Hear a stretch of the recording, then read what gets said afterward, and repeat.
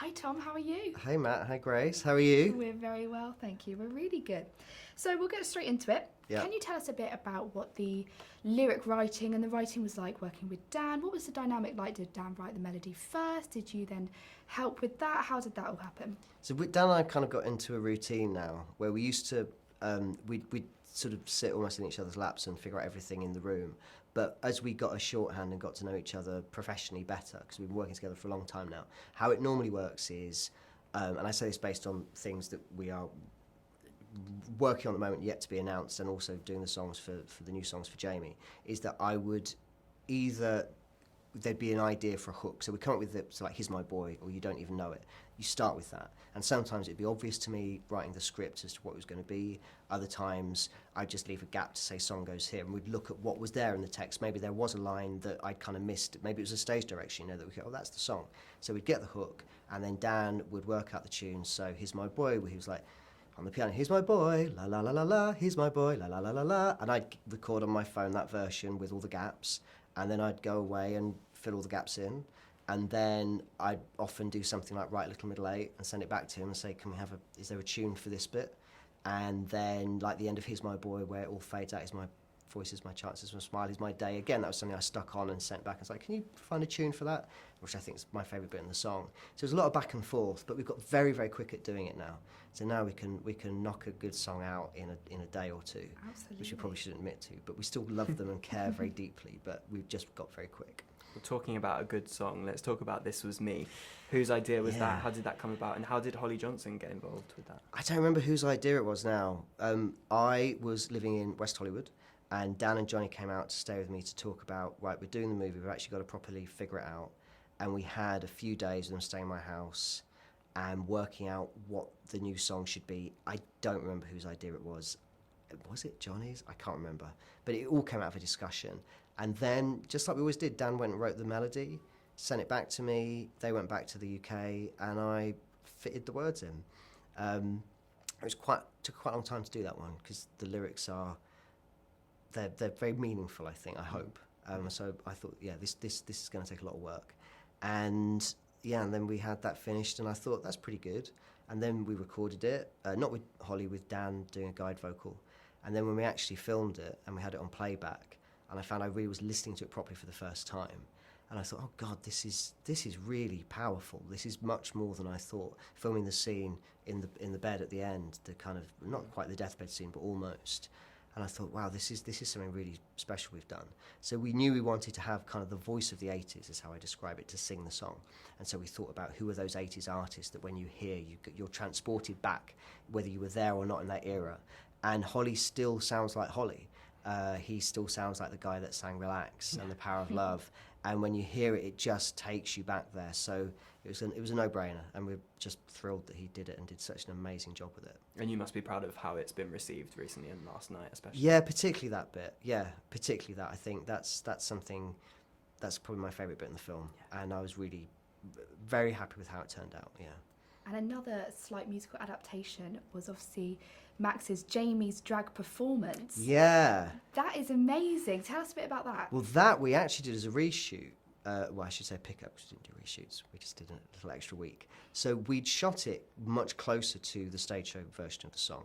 Am I assuming that everyone knows the stage show here? I don't go into too much I'm detail. sure they will very soon, yeah. Okay, and it didn't quite work. So we met in Dan's studio, and it was actually my pitch. I said, what if he comes out and he does the lyrics to Don't Even Know It as if it's a kind of like a big, he comes out, Silence Night Stops, there's a piano gliss like I Will Survive, and he does a kind of soul version, like if Beverly Knight sang it, someone like Beverly, not realising it would actually be Beverly. Was it? So that's Beverly Knight, yeah.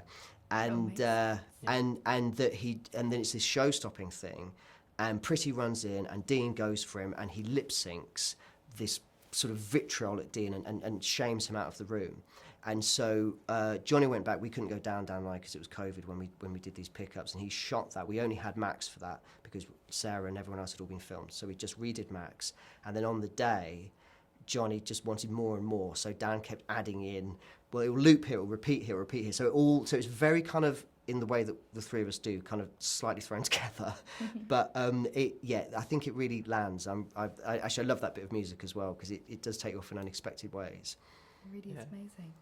So how did you go about maintaining some of the Sheffieldisms and the northern heart of the story while making it international, making it accessible to an international audience at the same time? It's like a sliding scale, because if you go full on Sheffield, people from London won't understand it. I mean, just moving the show from Sheffield to London, the accent's toned down a bit.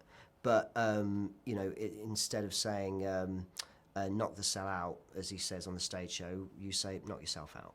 And so you just bring it down a little bit. Most of the kids didn't have natural Sheffield accents, so they're working with a dialect coach, Michaela, who would work out, we can take it this far, but no further, because it will become too difficult to understand. And then we shot it in Sheffield. We had a crew from the area. All our locations were there. We built a studio there. And everything was just seeped in Sheffieldness. So we had an eye on the fact that we were aiming for an international market, but we were making it in Sheffield. And so it's just a combination of those two things. And luckily for me, having lived in the States for a long time and lived in the UK, I was quite a good measure of. So instead of saying this careers brochure you give me, your future and meat, about working in an abattoir, I was like, I bet Americans don't know what abattoir is. So I was texting my friends, what's an abattoir? And my friend was like, Callum Coleman, quite well, an American actress, I'll name drop her because she'll like that. And she was like, what's an abattoir? And I said, oh, like a slaughterhouse. She's like, oh yeah, slaughterhouse, abattoir, it sounds so fancy. So yeah, it's like, yeah, slaughterhouse. So just things like that you change. But the DNA will always be Sheffield. Yeah, it's not lost that at all. Yeah. Absolutely. So can you tell us a bit about your amazing cameo in the show as the Drag Nun number 2, I think I was. That was the very first shot of the very first day. And me and Dan, we did our cameo as the Drag Nuns, with my dad standing behind me and Dan's mum behind him. And we had, because Dan had been on one of those rallies when he was a kid with his mum, Kath, who's always been an activist. And there's a famous picture in black and white, I think it is, of Dan aged about 12 with Kath. And Dan's holding a poster and it says, my mum is a lesbian and I love her. And so we cast from the supporting artists, a boy and his mum, and sort of dressed them like Dan and his mum, and the boy had a placard saying, my mum is a lesbian, I love her. And they were behind us, and because they had no idea, so in one of the breaks I said, has anyone told you why you're dressed like this? And I explained that this is Dan and this is his mum, you're literally playing them from 1986 or whenever it's supposed to be. And the mum and the son, they just loved that, and they fully embraced it, and they were so proud to be representing Dan's family like that. That's lovely. So why is the fan base so important to this project specifically? You know, like we always say, you're the one that always pushes for the fan community to be represented. Why is it so important to you? Because we wouldn't have anything if it wasn't for the fans. We had 2 weeks in Sheffield, which we were so grateful for, but we couldn't really sell any tickets because no one knew who we were, and we weren't famous songwriters. Well, I mean, Dan is, but not in this area, and I wasn't at all, and there were no famous songs, and it wasn't a famous story, and we didn't have any star names in the cast.